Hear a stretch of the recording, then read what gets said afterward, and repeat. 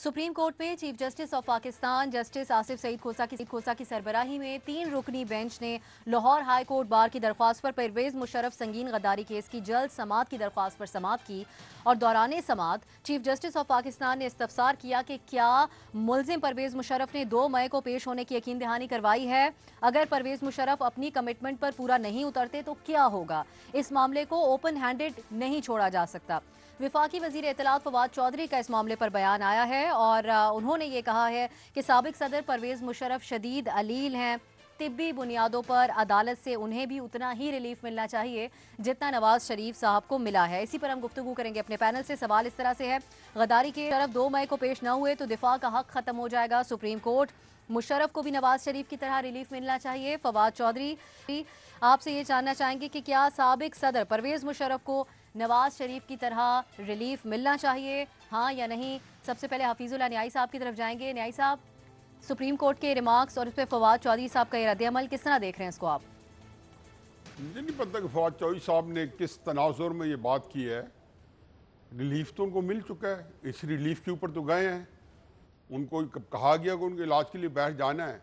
और इतने गद्दारी आप मत भूलें कि ट्रीजन केस आर्टिकल 6 जिसके तहत मुकदमा चल रहा है उसमें सजाए मौत है। उसमें कोई 7 साल या 8 साल या 9 साल की ऐसी सजा नहीं है जिसमें वो कह सके कि इस्तगासा केस नहीं साबित कर सका, लेकिन लिविंग बियॉन्ड मीन्स जो है उसमें नवाज शरीफ को नहीं छोड़ेंगे। उसमें बार बार लिखा है JIT में भी और केस में भी कि इस्तगासा अपना केस जो प्रेयर थी जिसमें बताया गया था कि एवनफील्ड अपार्टमेंट या दूसरे वो साबित नहीं कर सका। मुशर्रफ साहब पे गो इस वक्त मुकदमा जो है उनकी सजा नहीं हुई, लेकिन मुकदमा गद्दारी का चल रहा है। और गद्दारी का चल कर ऐसा कि गवर्नमेंट ने पहली दफ़ा एक सलीके से चला है कि जो आइन कहता है जिस तरीके से उसी तरीके से मुकदमा दर्ज कराया गया है। यहाँ उनका वकील बेचारा उसकी ज़िंदगी पाकिस्तान में अकरम शेख साहब की आप बेकार सुने, उनकी ज़िंदगी पाकिस्तान अजीरन की हुई है। वो समझ नहीं आती पाकिस्तान छोड़े या पाकिस्तान में रहे, तो कोई कंपैरिजन नहीं है। और फिर जो रिलीफ जो कुछ दे सकते थे वो तो लेके बैठे हैं। अब तो यह है कि उस रिलीफ के बदले में ना वो डांस करते, ना वो डिस्को जाते, और ना ये पता चलता कि डिस्को प्रेसिडेंट जो है, कमांडो डिस्को प्रेसिडेंट जो है वो हमारा जो है उसको क्या जरूरत थी। तो फवाद चौधरी साहब ने पता किस तनाजुर में कहा है, नवाज शरीफ साहब के जैसी रिलीफ से तो कोई मामूली बात है। ठीक है बाबर सत्तार साहब, वैसे ये संगीन गद्दारी केस है तो ये सवाल भी जहन में उठता है कि क्या इस वक्त जो वफाकी वजीर हैं उनको इस तरह का बयान देना चाहिए परवेज मुशर्रफ साहब के लिए? नहीं, बड़ी अच्छी बात की है। देखिए, जिस तरह की रिलीफ नवाज शरीफ साहब को मिली है ना, उसी तरह की मुशर्रफ साहब को मिलनी चाहिए, तो फिर ही इंसाफ होगा इस मुल्क में। नवाज शरीफ प्राइम मिनिस्टर से निकाले गए, मुकदमा चला, सुप्रीम कोर्ट के कहने पे कन्विक्ट हो गए, जेल चले गए, और बहुत बीमारी के आलम में उन्हें बेल दी गई 6 हफ्ते की, और उस ऑर्डर के अंदर ये लिखा गया कि ये बेल एक्सटेंड नहीं होगी, इसके बाद इनकी कोई बेल नहीं लेगा और कोई रास्ता नहीं है, 6 महीने बाद वो जेल में होंगे। तो ये दूसरी साइड पे क्या सूरत हाल है, जिस प्राइम मिनिस्टर ने मुकदमा शुरू किया या वो प्राइम मिनिस्टर फारिग हो गया, जिस जज ने हथकड़ियाँ लगवाई वो जज आज नौकरी पे नहीं है। एक कमज़ोर हुकूमत मियाँ साहब की ने कहा कि जी हम इन्हें मुल्क से बाहर नहीं जाने देना चाहते क्योंकि मुकदमे चल रहे हैं, तो सुप्रीम कोर्ट ने क्लैरिफाई कर दिया कि जी हमने तो नहीं मना किया, ये तो वफाकी हुकूमत का फैसला है। और उस प्रेशर में फिर वफाकी हुकूमत ने जाने दिया मुल्क से बाहर, और वो उस दिन के बीमार क्रिकेट मैच देख सकते हैं, आज तक वो वापस नहीं आए। ये तो मेहरबानी है हमारे, और पिछले चीफ जस्टिस साहब ने भी फिर मेहरबानी की कि एक आधी जो कदगन लगाई हुई थी स्पेशल कोर्ट ने कि इनका वो पासपोर्ट वगैरह कैंसिल करें, उन्होंने वो भी खत्म कर दी। उन्होंने कहा तो इन्हें तो अलाकार्ट हमने मेन्यू बना के दिया है कि जिस तरह से आप इंसाफ लेना चाहते हैं हम आपको देने के लिए तैयार हैं। ये पहली दफा सुप्रीम कोर्ट ने एक सख्त फैसला उनके लिए किया है कि अगर नहीं वापस आएंगे तो फिर मुकदमा आगे चलेगा। तो फवाद चौधरी साहब सही फरमा रहे हैं, उसी तरह का इंसाफ देना चाहिए इन्हें जिस तरह नवाज शरीफ साहब को दिया। सही। इरशाद भट्टी साहब, वही बात कि अगर मुल्क आते वापस केस का सामना करते उसके बाद इस तरह का कोई मुतालबा किया जाता, आपके ख्याल में रिलीफ मिलना चाहिए? वैसे ही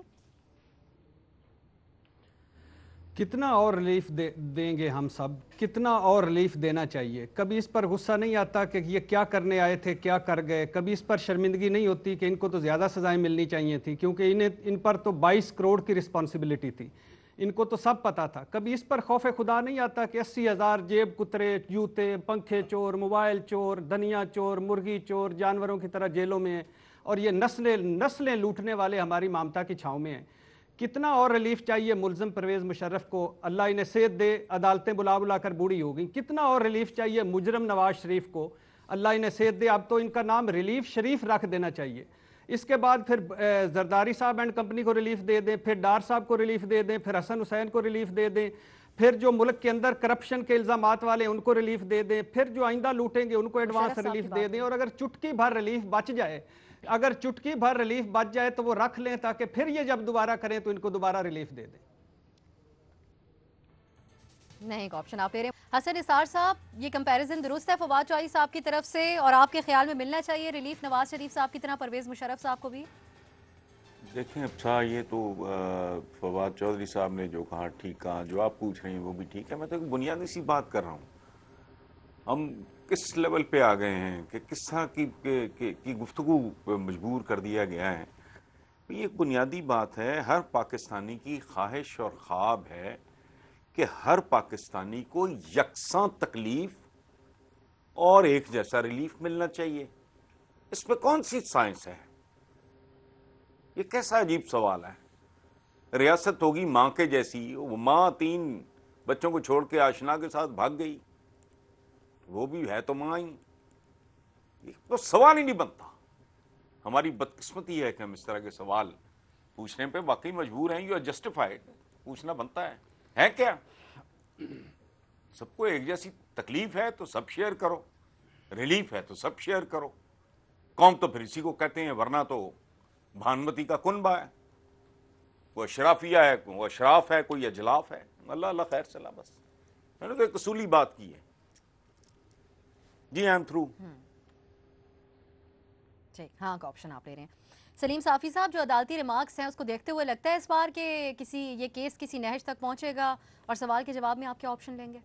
मैंने तो वो जवाब सोचा था इब्तिदा में जो मेरे उस्ताद बाबर सत्तार साहब ने दे दिया, और अदालत के मामले में तो ये सवाल आपको बाबर सत्तार साहब से पूछना चाहिए था। वो अदालत के मिजाज को और कानूनी निकात को बेहतर समझते हैं।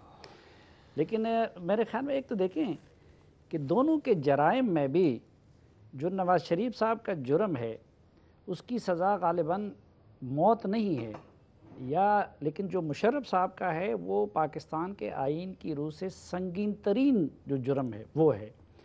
लेकिन उसके बावजूद हम देख रहे हैं अगर बराबरी का, ये पता नहीं क्यों गुस्सा आ गया है फवाद चौधरी साहब को इस वक्त पे अपने साबका लीडर परवेज़ मुशर्रफ साहब पे। अगर वो बराबरी चाहते हैं तो खुदा न खास्ता हम तो उस दिन से अल्लाह की पनाह मांगते हैं कि परवेज़ मुशर्रफ साहब की अहलिया वो अपने उनको बिस्तर मर्ग पे छोड़े और उनको जेल आने के लिए मजबूर कर दिया जाए। खुदा न करे कि परवेज़ मुशर्रफ साहब की अहलिया उस हालत में हो और उनकी बेटी जो है उनको छोड़ के इधर गिरफ्तारी के लिए देने पे मजबूर हो जाए। खुदा न करे कि परवेज़ मुशर्रफ साहब को भी उसी तरह गद्दार और वतन दुश्मन बना दिया जाए जिस तरह की नवाज़ शरीफ को बना दिया गया। अभी तो देखे परवेज़ मुशर्रफ साहब को एक दिन भी यहाँ पे थे और अदालत भी जाने की बजाय उनको हॉस्पिटल ले जाया गया। हम तो ये यानी वो ये चाहते हैं कि क्या अगर बराबरी की सलूक हो तो परवेज़ मुशर्रफ साहब भी उसी तरह जेलों के अंदर टोंसे जाए जिस तरह उनको टोंसा गया है, हनीफ अब्बासी को टोंसा गया है या बाकी लोगों को टोंसा गया है। मैं तो नहीं समझता कि उनको क्या इस वक्त दुश्मनी हो गई है कि वो परवेज़ मुशर्रफ के साथ उसी तरह सलूक चाहते हैं जिस तरह कि नवाज़ शरीफ के साथ किया गया। और बाकी उनको दुनिया की कौन सी रिलीफ और कौन सी सहूलत है जो परवेज़ मुशर्रफ साहब को अवेलेबल नहीं है। बाकियों से कितने सालों का हिसाब लिया जाता है, उनसे कोई नहीं पूछ रहा कि दुबई का फ्लैट कहाँ से आ गया, आपके लंदन का फ्लैट कहाँ से आ गया। वो जो कुछ कहें लश्कर तैयबा के बारे में बयानात दे दे, किसी और के बारे में दे दे, कोई उनसे नहीं पूछ रहा। बिल्कुल आप नहीं का ऑप्शन इस पर ले रहे हैं, आप नहीं समझते कि रिलीफ उस तरीके से मिलना चाहिए। मज़हर अब्बास साहब, आपके ख्याल में अगर नहीं अपना दिफा करते, परवेज़ मुशर्रफ साहब नहीं वापस आते तो गद्दारी लगेगी उन पे? और दूसरा ये कि ये भी बार बार मेरे जहन में सवाल आ रहा है कि फवाद चौधरी साहब क्यों उनको रिलीफ देने की बात कर रहे हैं, उनका दिफा कर रहे हैं, जब वो खुद इतने अहम मनसब पर हैं इस वक्त? देखिए, फवाद चौधरी साहब तो हर मिनिस्ट्री के बारे में तबसरे करते हैं, और जिस तरह अभी साफ़ी साहब ने कहा कि चूंकि परवेज़ मुशर्रफ से उनका एक साबिक़ पुराना वास्ता रहा है तो शायद उन्होंने बयान दिया, लेकिन एक बड़ा बुनियादी फ़र्क है। एक आदमी ने अपने आप को अदालत में पेश किया, अदालत की हेयरिंग्स में मुसलसल जाते रहे, कई हेयरिंग्स में गए, उनको मुख्तलिफ JIT के सामने पेश करना पड़ा अपने आप को, और JIT के सामने मुसलसल गए, उनके ऊपर JIT बनाई गई, उनका अदालत में ट्रायल हुआ, ट्रायल में पेश हुए, सज़ा हुई, जेल गए, जेल के बाद घर आए, अब अस्पताल जाएंगे, वापस जेल चले जाएंगे। इनमें से कोई एक चीज़ बता दें जो परवेज़ मुशर्रफ साहब ने की हो, कोई एक चीज़ बता दें। अदालत तक में सिर्फ एक या उसमें पेश हुआ, और उसमें जिस तरह साफ़ी साहब कह रहे थे, तसव्वुर कर सकते हैं आप नवाज शरीफ या किसी भी रूलर का, सिविलियन रूलर का, कि उसको अदालत में पेश करते करते अस्पताल पहुंचा दें आप? तो हम अभी जिस तरह हसन साहब कह रहे थे, ये तसव्वुर नहीं है। यहाँ है हमारे यहाँ हैव्स और हैव्स नॉट की चीज़ें हैं हमारे यहाँ। तो परवेज़ मुशर्रफ साहब को तो सबसे पहले वो मफरूर हैं, सबसे पहले तो उन्हें सरेंडर करना पड़ेगा। अदालत आके उनको अदालत के सामने अपने आप को सरेंडर करना पड़ेगा।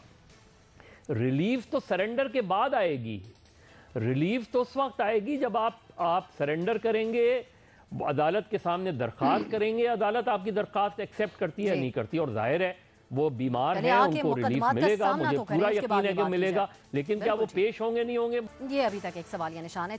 इस पे 4 नहीं और 2 हाँ के ऑप्शन सामने आए हैं।